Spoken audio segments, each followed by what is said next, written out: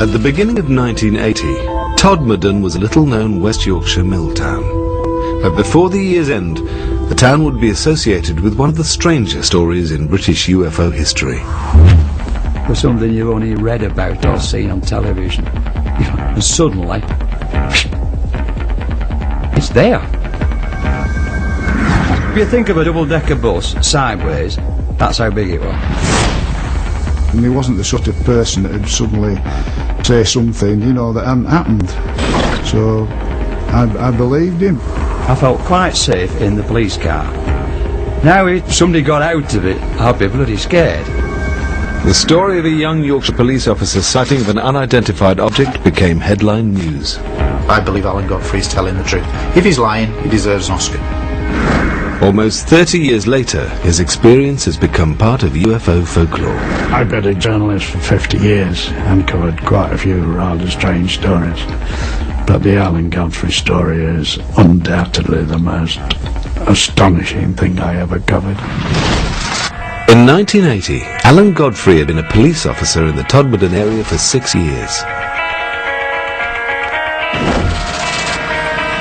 On the night of the 28th of November, he claims to have witnessed something extraordinary. We got radio messages from our control room that people were reporting seeing a small herd of cows roaming around a local council estate. And as I'm going up Burnley Road, I could see in the distance, about 500-600 yards up the road, something that had skidded. I thought it was a staff bus that had skidded across the road for some reason. Whatever it was, I decided to go and investigate. So I'm driving towards this object, and I got within about 20 yards, and there it was. An object, nuts and bolts, hovering above the road surface. It was shaped in a diamond shape, and the bottom flange was rotating. The top half appeared to be stationary. I didn't know what to do. I mean, what would you do? Well, if it were you, you'd probably ring the police up.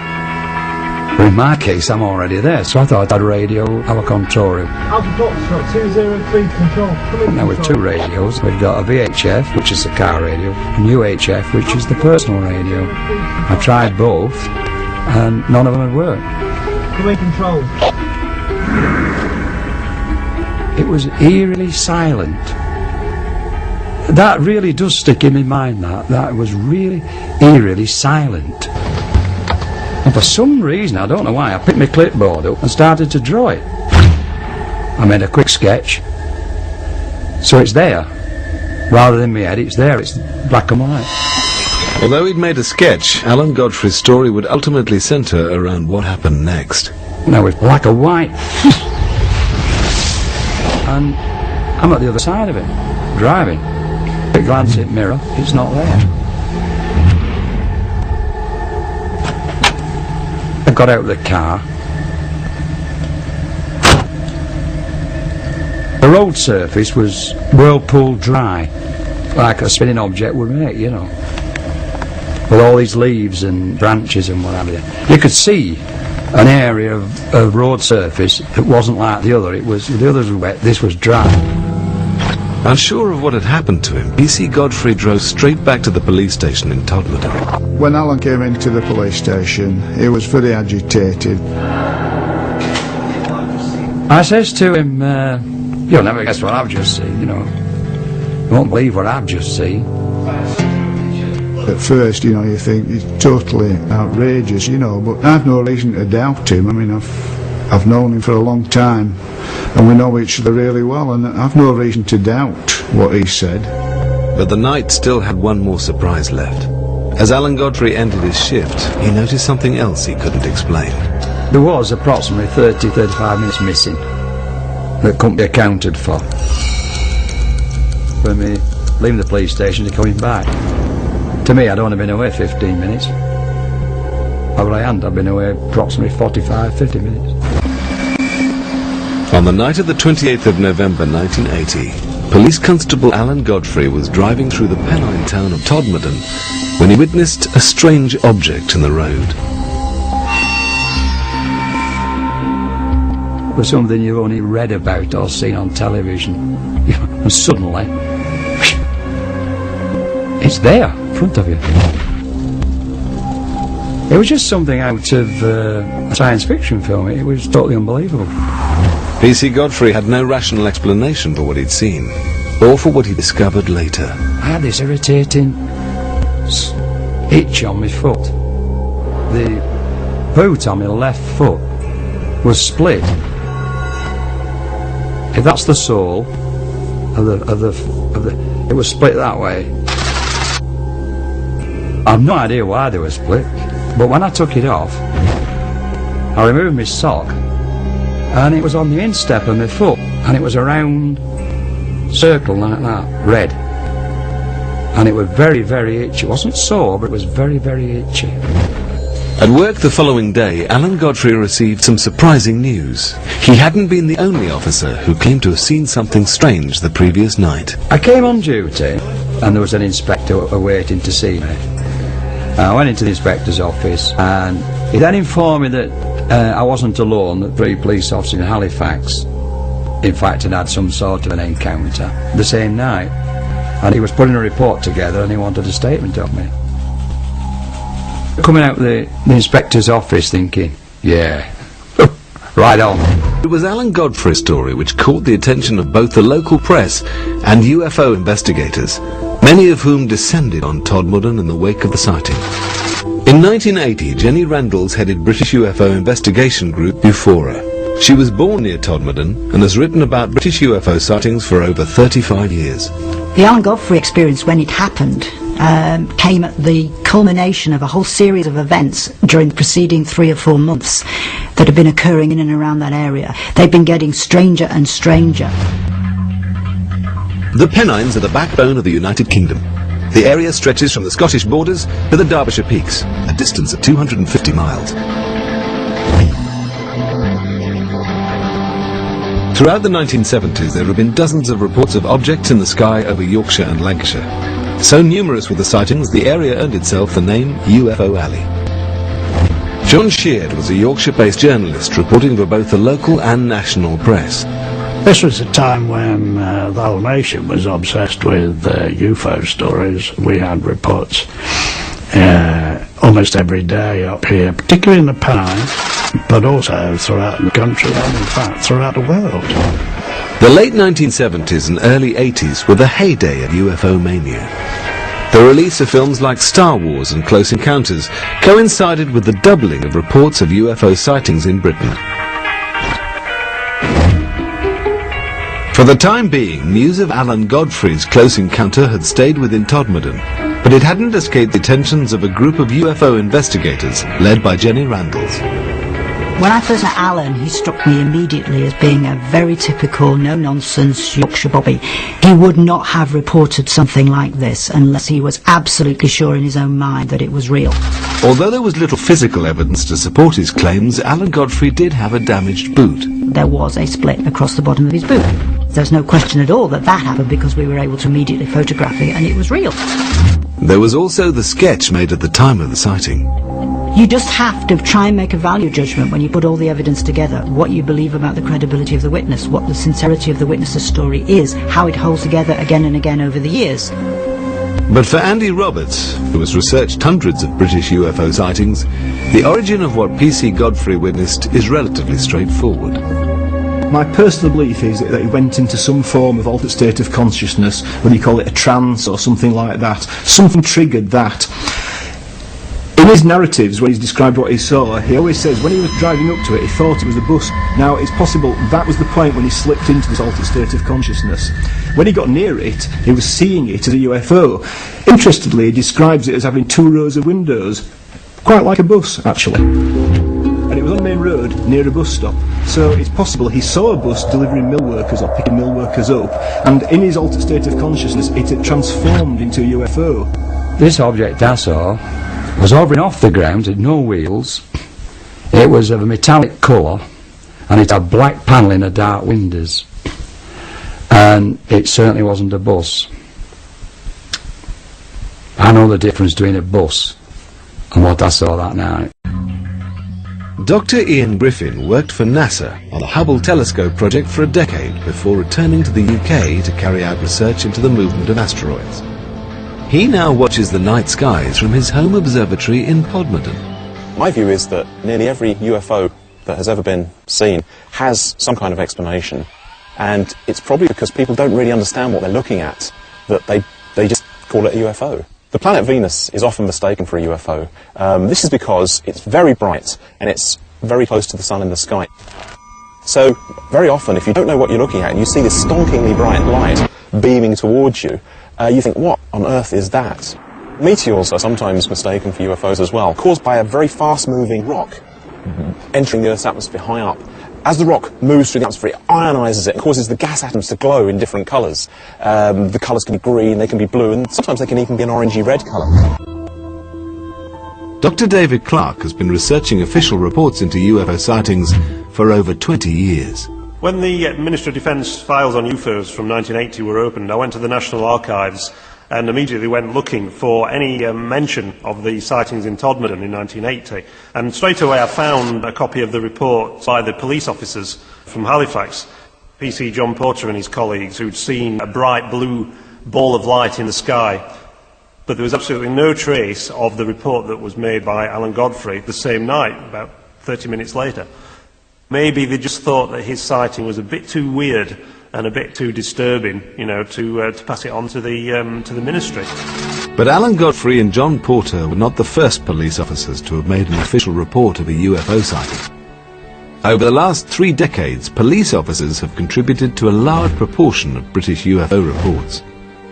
Gary Heseltine runs a database of UFO sightings made by both serving and retired police officers.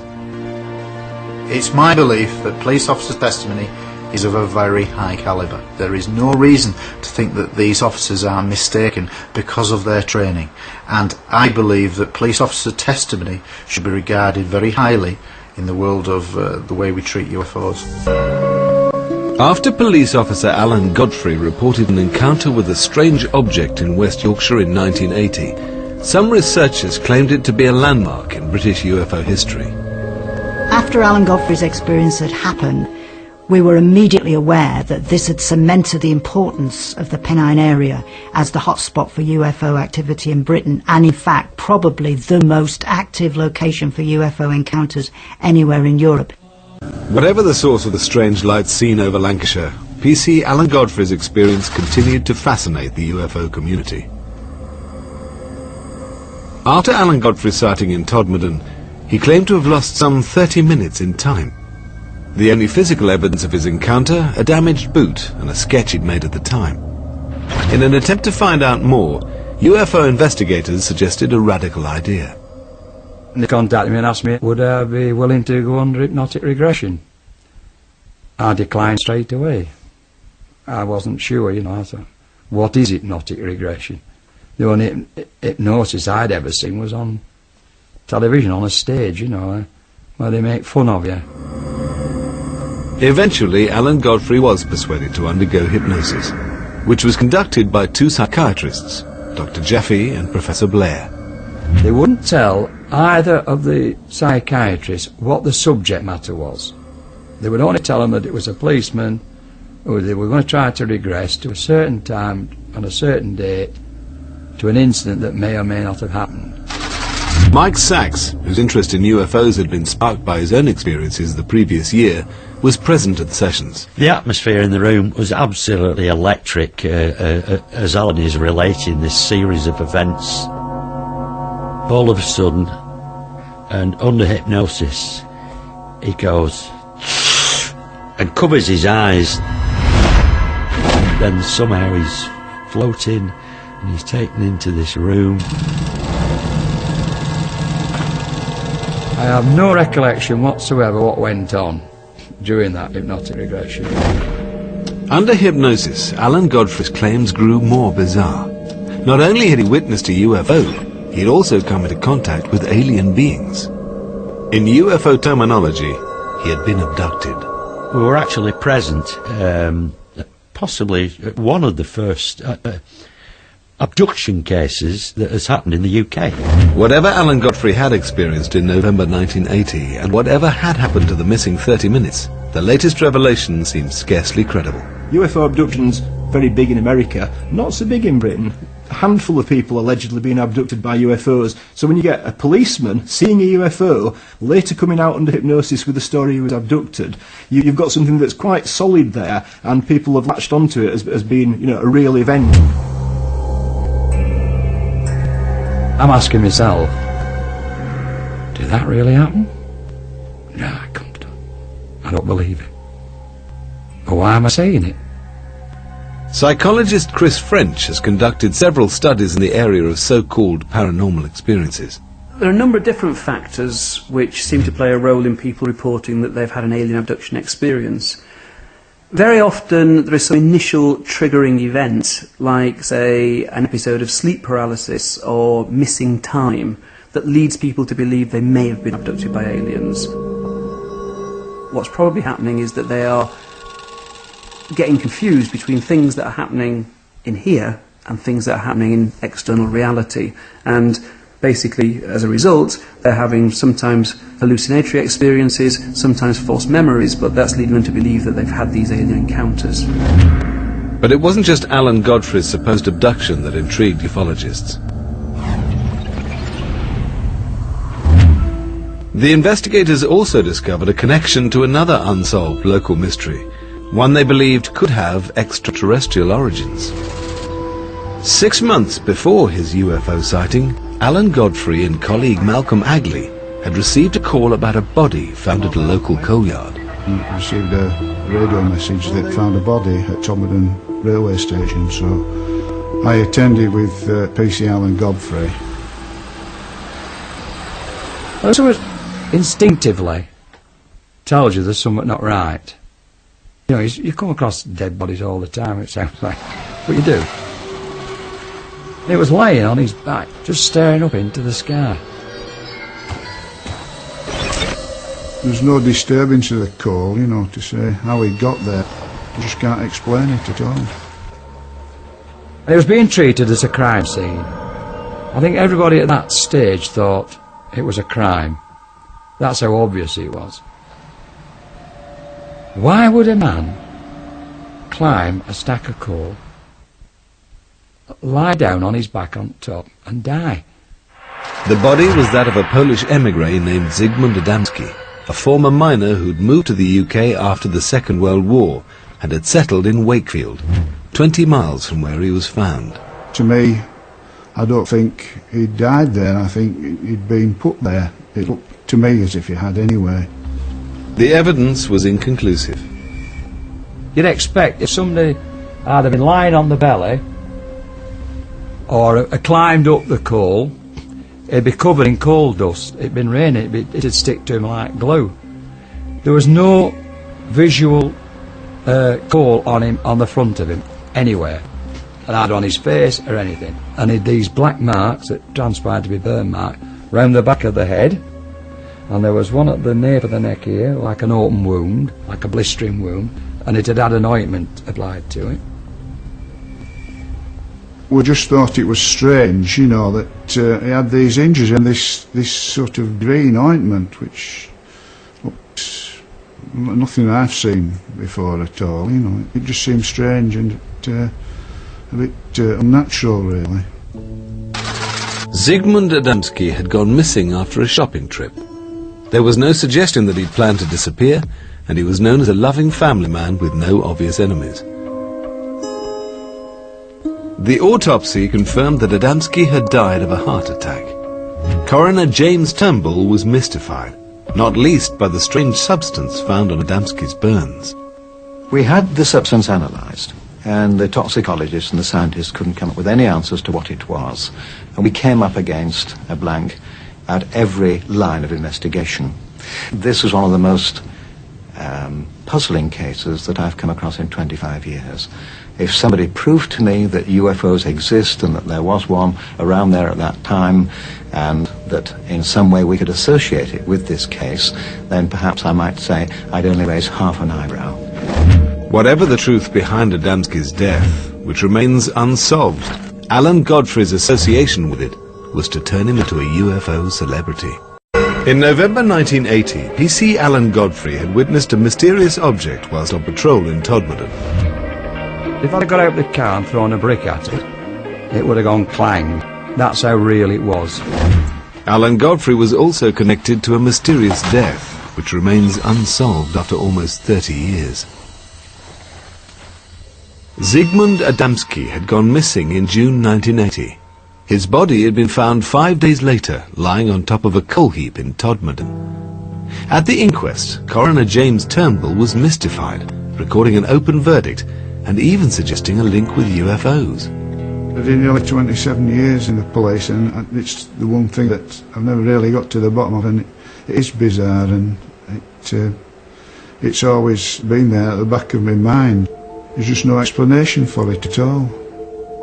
Nobody has ever been charged in relation to the death of Zygmunt Adamski, and the strange ointment which covered his burns has never been identified.